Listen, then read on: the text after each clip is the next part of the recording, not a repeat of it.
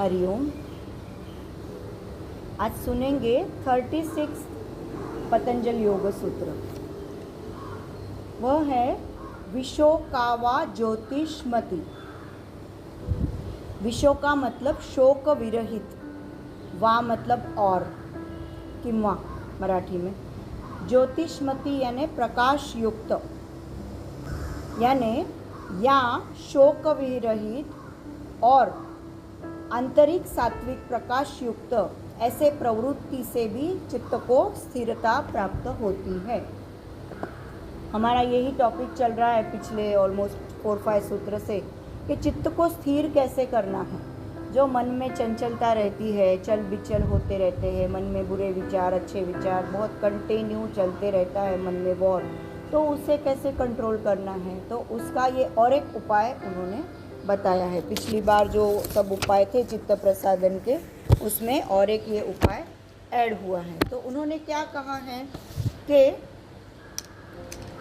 हमारा अगर मन शांत मतलब करना है तो कोई भी दुख विरहित मन उस ज्योत के साथ तदाकार करना है। और जैसे ही उस ज्योतिर्मय के साथ, ज्योतिर्मय चित्त के साथ हमारा भी चित्त उसके साथ तदाकार होगा, मैच करेगा, तभी वह अपना मन की जो विचलित स्थिति है वो चली जाएगी। तो हठ योग में इसमें त्राटक करके यह क्रिया है जो अभी हमने आज की, ज्योतिर्त्राटक। रोज़ हम क्या करते हैं, ओम का त्राटक।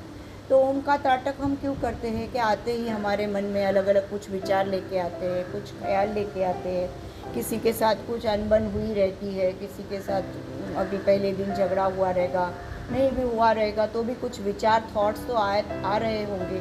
तो उनको पहले हम शांत करने के लिए ये त्राटक करते हैं। तो वो त्राटक करने से फिर हमारी साधना के लिए हमारी अच्छी सी शुरुआत होती है और फिर वह 1-1.25 घंटा हमें कोई भी और दूसरे विचार नहीं आते हैं। तो यहाँ से जाने के बाद हमको एकदम दिन भर ताजगी महसूस होती है। तो उसी के लिए हम करते हैं।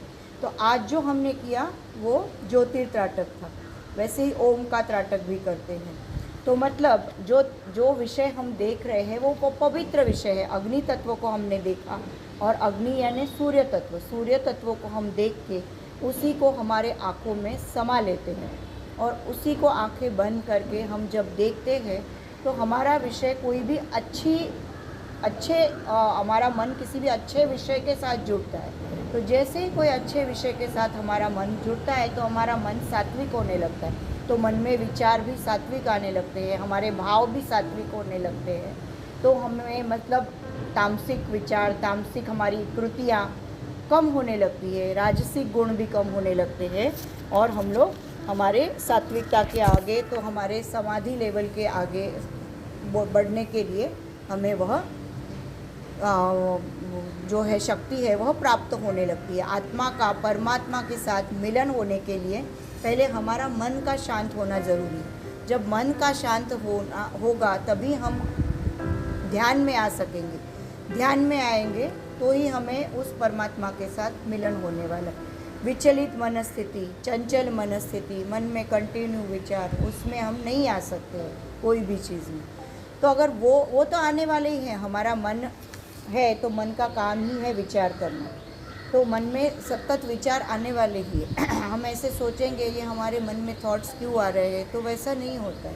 मन का काम है थॉट्स आना, पर हमको उसको कंट्रोल कैसे करना है उसके अलग अलग उपाय उन्होंने बताए हैं। फॉर एग्ज़ाम्पल चित्त प्रसादन बताया उन्होंने, मैत्री, करुणा, मुदिता, उपेक्षा, ये जो उन्होंने बताए। और भी उन्होंने ओमकार के सामने आप ध्यान करें।